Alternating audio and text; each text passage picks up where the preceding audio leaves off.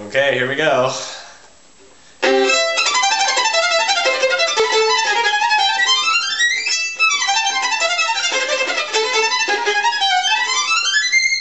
Blast it. I almost had it. Okay, by the end of this video, I'm going to get better at it.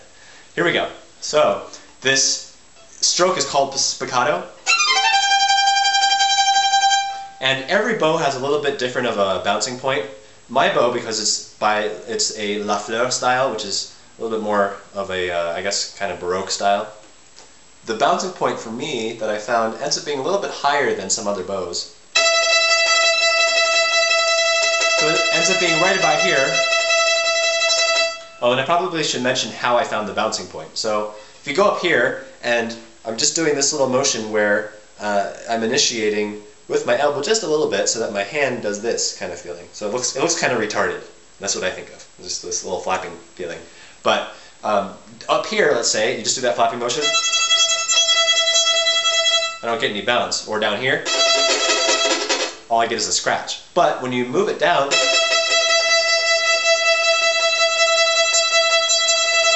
until you find that spot,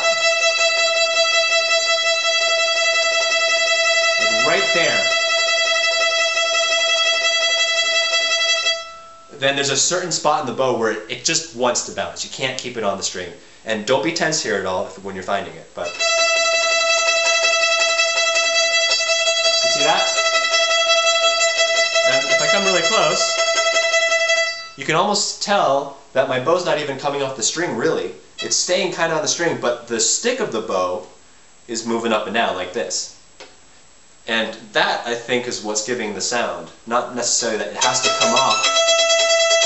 You don't have to force the bow to come off. You just have to get your wrist flexible so it's actually, you can actually see it moving. Because if you think it's moving, but it's not actually moving, then you're not going to get your spiccato. This has got to be moving. That's where, because in order to get a sound like that, a bouncing sound, there has to be something happening down here where it's gripping the bow, letting go, hitting the bow again, letting go, not coming off the string, but like, there has to be some kind of visible motion happening. Now if you watch Perlman do this, which I like Perlman in general, but you can see his fingers, in fact his pinky again comes off, like I think I did a video earlier where his pinky was coming off, Mendelssohn third movement. My hand is so relaxed right now that my pinky can just come right off. So what you want to do, or at least that's a good indication, a good symptom that you're doing it correctly on spiccato. Another thing that helps me anyways is putting my bow hair flat against the string. I know sometimes you can tip it so that you can get a little bit more of a less sound. So when you tip the bow, you have less hair contacting the bow, and so it ends up giving you less sound. As opposed to,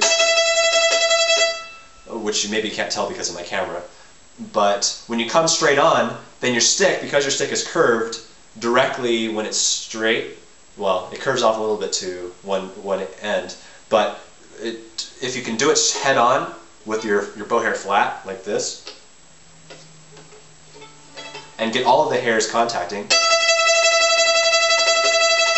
you can get a pretty good sound, a very clear sound, and also make sure you have enough hair on your bow. Mine's starting to run a little bit low already on either side. You want to have as much bow as possible, or as much hair as possible, so you can get the best sound. Okay, so combining that with the notes, which is the hard part, you can't do too much with your hand here. All it really is doing is going like this. And if I were to practice this, I would do this in groups. Just those first three notes, which I added an extra note. Those three notes, and then after that you shift, and then you shift again, and then I don't know what your fingering is here, but I go up to a 1 on this in second position. So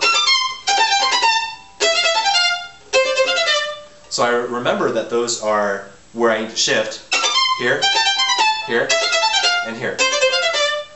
And then what I'm doing with this thing, this bow here, is I'm just moving the whole time. So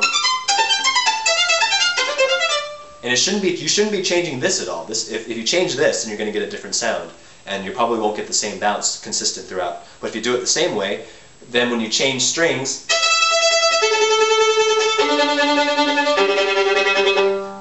do that only with your elbow turning your hand, but keep that same hand feel the same. And then your sound will be consistent. So.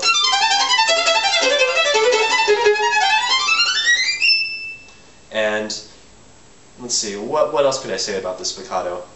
Just be sure that it's relaxed, because if you're tense here at all, it's going to come out very picky, like a pickaxe. And you don't want that in this song, because it's supposed to feel free. And if you look at when Perlman plays this, he's got this great big smile on his face. Which is, it's like it's his favorite thing to do, which maybe it is. I don't know. It's not my favorite thing to do right now because it's so hard. But if you think of it as something easy, you might actually play it better. Who knows? So give that a try, and I would also highly, highly recommend watching Professor V's Spiccato video as well.